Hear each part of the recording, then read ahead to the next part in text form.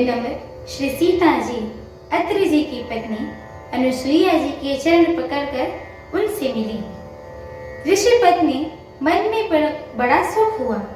उन्होंने आशीष देकर सीता जी को पास बैठा लिया और उन्होंने ऐसा दिव्य वस्त्र और आभूषण पहनाए जो नित्य नए निर्मल और सुहावने बने रहते हैं। फिर ऋषि पत्नी उनके बहाने मधुर और कोमल वाणी से स्त्रियों के कुछ धर्म बखान कर कहने लगी कि हे राजकुमारी सुनिए, माता पिता भाई सभी हित करने वाले हैं, परंतु ये सब एक सीमा तक ही सुख देने वाले हैं।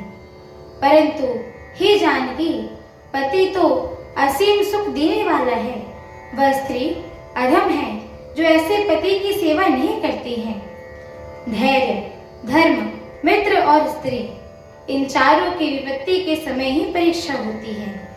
वृद्ध, रोगी, मूर्ख, निर्धन, अंधा, बहरा, क्रोधी और अत्यंत ही दीन, ऐसे भी पति का अपमान करने से स्त्री यमपुर में भांति भांति के दुख पाती है। शरीर, वचन और मन से पति के चरणों में प्रेम करना स्त्री के लिए बस एक यही धर्म है, एक ही व्रत है और एक ही नियम है। जगत में 4 प्रकार की पतिव्रताएं हैं। वेद, पुराण और संत सब ऐसा कहते हैं कि उत्तम श्रेणी की पतिव्रता के मन में ऐसा भाव बसा रहता है कि जगत में मेरे पति को छोड़कर दूसरा पुरुष स्वप्न में भी नहीं है। मध्यम श्रेणी की पतिव्रता पराये पति को कैसे देखती है, जैसे वह अपना सगा भाई, पिता या पुत्र हो, अर्थात समान अवस्था वाले को भाई के रूप में देखती है, बड़े को पिता के स्वरूप में और छोटे को पुत्र के स्वरूप में देखती है। जो धर्म को विचार कर और अपने कुल की मर्यादा समझकर बची रहती है, वह निम्न श्रेणी की स्त्री है, ऐसा वेद कहती हैं। और जो स्त्री मौका न मिलने से या भयवश पतिव्रता बनी रहती है, जगत में उसे अधम स्त्री जानना। पति को धोखा देने वाली जो स्त्री पराये पति से रति करती है, वह तो 100 कल्प के रौरव नरक में पड़ी रहती है। क्षण भर के लिए सुख के लिए जो 100 करोड़ असंख्य जन्मों को दुख को नहीं समझती, उसके समान दुष्टा कौन होगी। जो स्त्री छल छोड़कर पतिव्रता धर्म को ग्रहण करती है, वह बिना ही परिश्रम परम गति को प्राप्त करती है।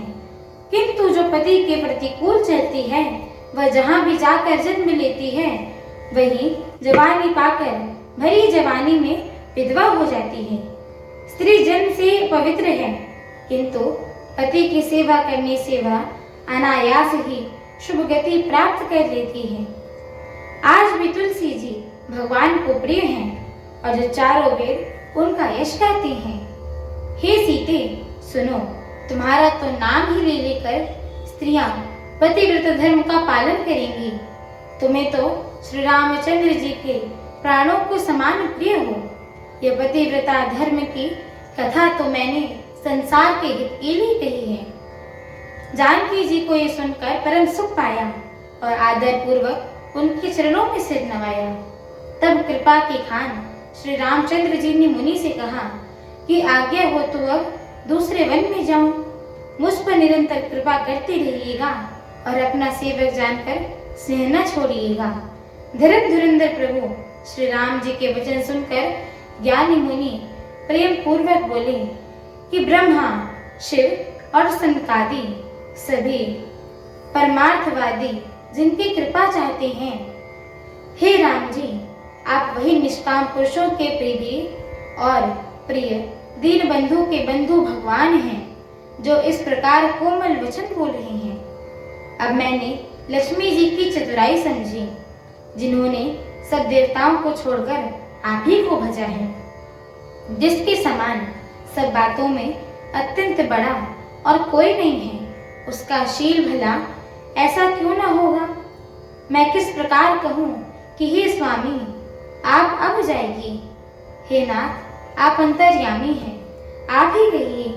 ऐसा कहकर धीर मुनि प्रभु को देखने लगे। मुनि के नेत्रों से जल बह रहा है और शरीर पुलकित हो रहा है। मुनि अत्यंत प्रेम से पूर्ण है, उनका शरीर पुलकित है और जो नेत्रों को श्री रामचंद्र जी के मुख कमल में लगाए हुए हैं, मन में ऐसा विचार कर रहे हैं कि मैंने ऐसे कौन से जप तप किए होंगे जिसके कारण मन, ज्ञान, गुण और इंद्रियों से परे प्रभु के दर्शन पाए। जब योग और धर्म समूह से मनुष्य अनुपम भक्ति को पाता है।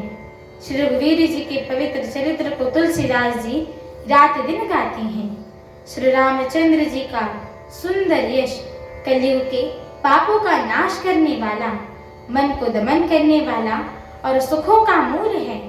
जो लोग इसे आदर पूर्वक सुनते हैं, उन पर श्री रामचंद्र जी अवश्य प्रसन्न रहते हैं। यह कठिन कलिकाल का पापों का खजाना है।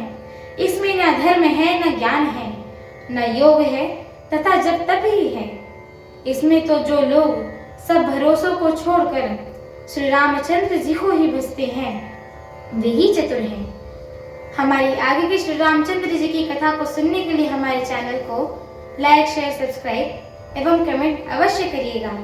एवं आप सभी हरि भक्तों से हम दोनों बहनों का एक छोटा सा निवेदन है कि कृपया आप सभी हमारे श्री रामचरितमानस जी के इस मंगलमयी पाठ को पूरा अवश्य सुना करिए, क्योंकि स्वयं परम पूज्यपाद श्रीमद गोस्वामी तुलसीदास जी महाराज ने कहा है कि जो भी नर नारी, मनुष्य, जीव जंतु एवं पशु पक्षी प्रभु श्री रामचरितमानस जी के इस मंगलमयी पाठ को सुनते हैं, गाते हैं, कहते हैं एवं श्रवण करते हैं, उनके जन्म जन्मांतर के सारे पाप नष्ट हो जाते हैं। तो एक बार प्रेम से बोलिए, मर्यादा पुरुषोत्तम प्रभु श्री रामचंद्र की जय हो। जगत जननी माता जानकी की जय हो। लखन लाल की जय हो। अयोध्या धाम की जय हो। परम पूज्यपाद श्रीमद गोस्वामी तुलसीदास जी महाराज की जय हो। सरयू मैया की जय हो। सत्य सनातन धर्म की जय हो। एक बार प्रेम से बोलिए, बालाजी महाराज की जय हो। और मेरे सुत हनुमान की जय हो। जय श्री सीताराम। जय श्री सीताराम।